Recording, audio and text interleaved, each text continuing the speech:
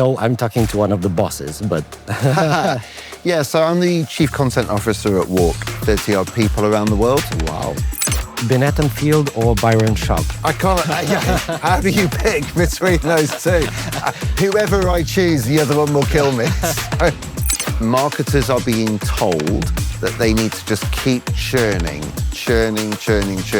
Create the stuff, the algorithm will figure out what works. I think there's a lot of bullshit about that. And I think some of it is just researchers fighting with each other. We have this terrible tendency in the marketing world for one person's theory to argue with another person's theory. And it's how science grows, yeah. It's quite annoying, though.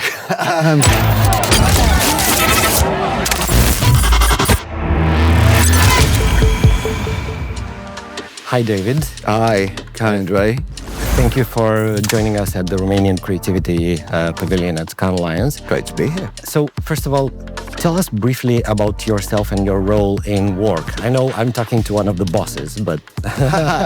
Yeah, so I'm the Chief Content Officer at WARC. It does what it says on the tin. I manage all the content, and you think WARC is a significant content operation. We're always publishing and commissioning and researching new stuff. So I've got a team of, on WARC specifically, around 30-odd people around the world. Wow. And then I have a second hat because WARC is part of Lions, the Lions group. And there is a division of that called Lions Intelligence, which is not just WARC, but also Contagious IQ, a new site called FE Insight, and The Work, which is a Cannes Lions spin-off product. And so I manage content across all of those as well. I manage those content teams. So basically, you're the one to blame for the sleepless nights when we are so curious to see what new... Yes, the reason I'm sorry, that is me. You have probably the largest body of knowledge of intelligence on marketing. Is there any evidence which is incredibly clear, yet almost all the market gets it wrong? Is there anything you could pinpoint? There's so actually one of the themes, there's lots of areas.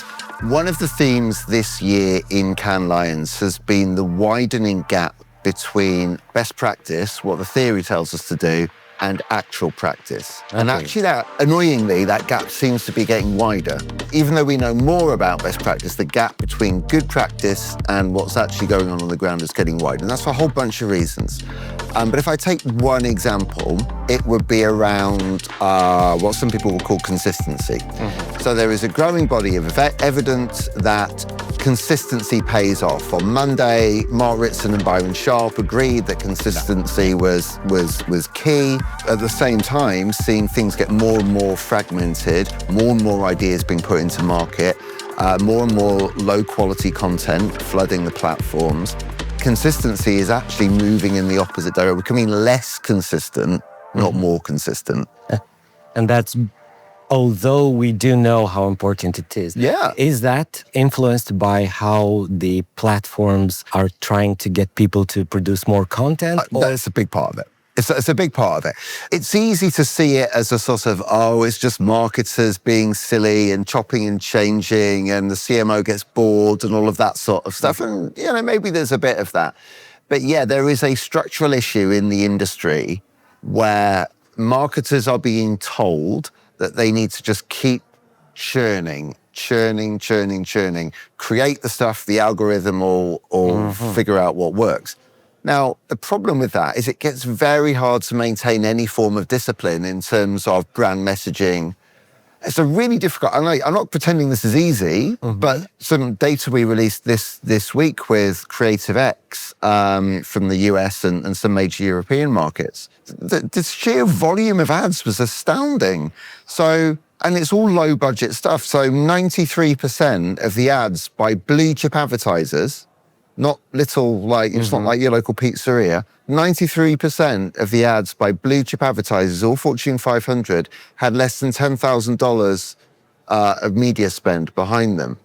So we're just pumping, we call it churn and burn. Yeah. But it's sucking loads of our budget in. So actually we're spending more on the churn and burn stuff than we are against our sort of big creative swings. What you might expect to see is that, yeah, we're testing and learning and all the time, and then we're picking the winners and putting a load of budget behind it. That's not happening. The winners, as in we had a bucket that gained over $100,000 of media investment. That only accounted for about 18% of the total spend. The 93% volume accounts for 30% of total spend. So more money is going into the bottom end than it is to the top. So basically, all of them are fighting for the same huge, immensely small amount of people that might or might not buy. Well, partly it's about performance. So yes, there's lots of performance assets, but it's not just brand performance. It's the gravitational pull of these platforms is towards small. Small execution, small ideas, small duration, test. But there seems to be a lot of testing, but not a lot of learning. Okay. You mentioned that this study of yours has been made on the more developed markets. Yes. Do you have lots of studies on the emerging markets, on the smaller markets? So we have been looking at that. It does depend what market you mean, but I guess the closest thing we have to that, it's not as in much depth as the thing we've just talked about, but we've done a lot of work in Asia on whether the rules or laws of advertising that have been drawn up in places like the US, the UK, Australia, whether they apply in other markets. And largely we're finding there are. They do. So in Asia, we had a project called the PACE Principle, which was looking again at brand and performance. And in Asia, the dimension is often speed. It's like Asia is such a fast-moving place and everything gets to the market quicker. And we saw the same rules play out in terms of you do need to be quick. There is room to be culturally resonant and all the rest of it, but that shouldn't come at the expense of a clear North Star strategy, everything laddering up to the same space. Because it makes intuitive sense. If you stop thinking about it as like rules of marketing and start thinking about how do customers behave, those sorts of things are kind of universal. Like in all markets, in all parts of the world, most people are not actively shopping for something at any one time. So the job isn't just to find the few people who are in market, it's to find the much bigger people who are not currently in market but might be, and talk to them. Yes, we have started to look at that, not specifically for Romania, unfortunately, but we have started that process in Asia. I think what we're really excited about over the next couple of years is as we integrate the FEs into our organisation, because the FE case study data is so deep and covers so many markets, we'll be able to run these studies on a lot wider set of markets. If on any of these smaller markets you found anything that was unexpected and anything that does work there and could work on the bigger markets, on the more developed markets. And the second one is analyzing the brands that win. Isn't that a bit of survivor bias, or are those rules, do they apply to any? I'll start with the survivor bias one because I think, am I allowed to swear on this video? Please do. I think there's a lot of bullshit about that. And I think some of it is just researchers fighting with each other. We have this terrible tendency in the marketing world for one person's theory to argue with another person's theory. And it's how science grows, yeah. It's quite annoying though. Now look, let's take the specific example of where this has happened, right? So Les Binet and Peter Field produced a whole body of evidence based on the IPA Effectiveness Awards. Gorgeous research. Yeah, over the past, 15 years or so. Yes, that is a massively difficult data set because it is largely UK cases. It is the best stuff that the industry produces, the best, most effective stuff the industry produces. There is this sort of accusation of survivor bias. Now, what is interesting is when the sort of rules that they, or the findings that they discovered in this body of evidence started being tested in very different types of data, the same things emerged. It's a relatively small sample size. It has that survivorship bias. Yes, all of that is true. But what was super fundamentally interesting was when you took that to other data sets that were not case study based, that were based on large data sets, that operated in different markets, so like the US, we pretty much found the same thing.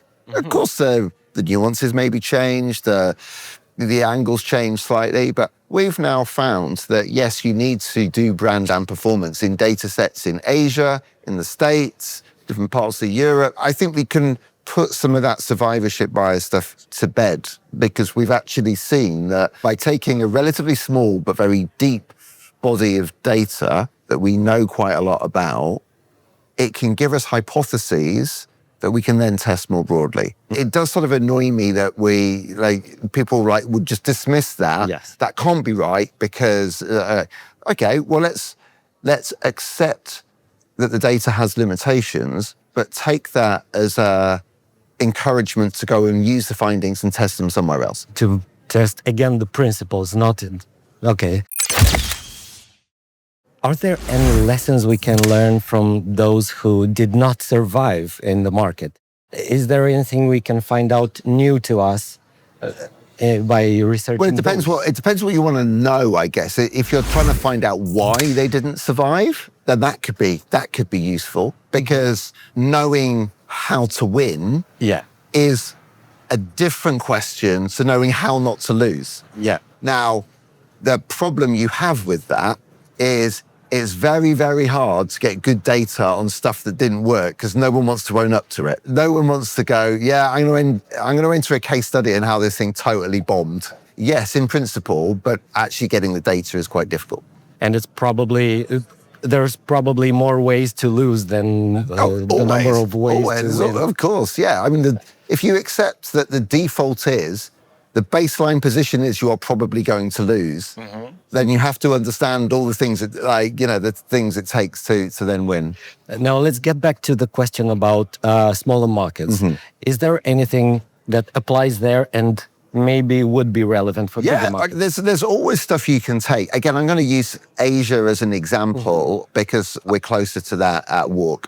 So we are doing a lot of work at the moment around the worlds of social first, creator, and the links between those areas with sort of commerce, because Asia leapfrogged the West in those sorts of spaces. Now, yes, they are smaller markets. I mean, China's obviously not, it's enormous, but they're very developed in certain areas. And so what we're seeing in terms of the way those spaces play out in Asia actually tells us about what may or may not happen in the West. It's not always a perfect one-to-one match. Things like live streaming became massive in Asia. It hasn't really ever caught on in other parts of the world for a number of different reasons. What's really interesting is where you might look at these different markets and think, what are the sort of universal stories in those markets where that market might be either slightly ahead or have a slightly interesting experience, like interesting set of circumstances. So, for example, I mean, it could be about technology, but it could also be about,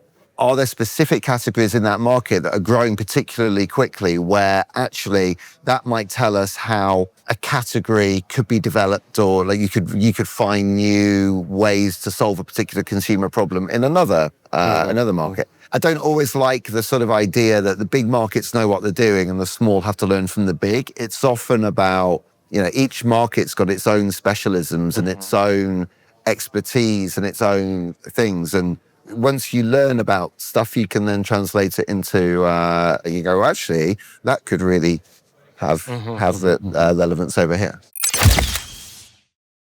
One of the important subjects on this Cannes edition is AI. Basically, every second speech had mentioned it, at least. As a marketing strategist, partially I do understand how AI is influencing my work, but how does it influence the creative part? By you, I mean WARC. Do have a lot of studies on the creative effectiveness. Yeah, so look, it's hard to boil AI down into a few talking points because it's existential, yeah? It touches every single conversation in Cannes, even the ones that aren't about AI are sort of about AI somewhere. I think there's some really interesting things going on. So for us, I would say this Cannes has been about properly understanding what you might call the second order effects of AI, or at least starting to. So if initially it was like the first year, like say a couple of years ago, the conversation was around, bloody hell, what is this? How do we make it work? Like, can it actually create stuff? Are humans still required? Last year, it was more about the direct impact on the economics of the advertising industry. Oh, you know, do we still need the same number of people? Are we going to be a much smaller industry, et cetera, et cetera? Now there's a bit more of a balanced debate where we can see, look, this thing is going to change the industry. It is going to change all our processes. It's going to change the way strategy is done. It's going to change the way we research categories. It's going to change the possibilities of creation. Doesn't mean that humans come out of that. But we're starting to have more conversations around, as I say, the second order effects, which is if everyone's using AI, what does it mean to be distinctive? And what does a brand need to do to be machine readable so that the distinctiveness comes through into the models? I'm going to give you an example. It comes back to the consistency point I've already made. We did a big guide on brand building in the age of AI. And as a little bit of fun, we looked at MasterCard, the credit card brand. We asked a bunch of the different models to tell us, how does MasterCard compare with other credit card brands? Guess what word came up in all the answers? Priceless, I guess. Priceless. A consistent 20-year strapline that ties the product to the customer benefit perfectly. That's what shows up in the models. So the very least, maybe we see a resurgence of consistent taglines, but actually it tells us something much more fundamental, which is that the models love consistency, and they love consistency in the information they read. So how do we engender consistency through everything we do? Or at least, I think the word this year is coherence rather than consistency. But for like MasterCard didn't come up with that strategy in order to affect an LLM 20 years into the future. But the knock-on effect of them having done that is that they are actually very well placed in this space. Basically, there's not a huge difference between building this distinctiveness for humans and for machines. There is a difference. So we had a really interesting session this week where Jellyfish and INSEAD and WARC had done some research into whether creativity worked on models as well as human minds. And in short, there's no correlation, zero correlation between the way it works on the two things. The next phase is about, as I say, how do you make a brand machine readable? How do you make your advertising machine readable? We don't stop the work of talking to humans because that matters. We just add a layer. But there is a layer of, well, okay, what does that mean? Is there an additional layer of work we need to do to ensure this is coded in the right way? Do we see brand as the context layer through which AI understands who we are and how we behave? Actually, this creates a whole new level of brand strategy that probably didn't exist before, or at the very least, it makes doing that thinking, doing that brand strategy far more important up front, because if you're presenting inconsistency to the models, it doesn't know what to read. Binet and Field or Byron Shop? I can't, how do you pick between those two? Whoever I choose, the other one will kill me. So.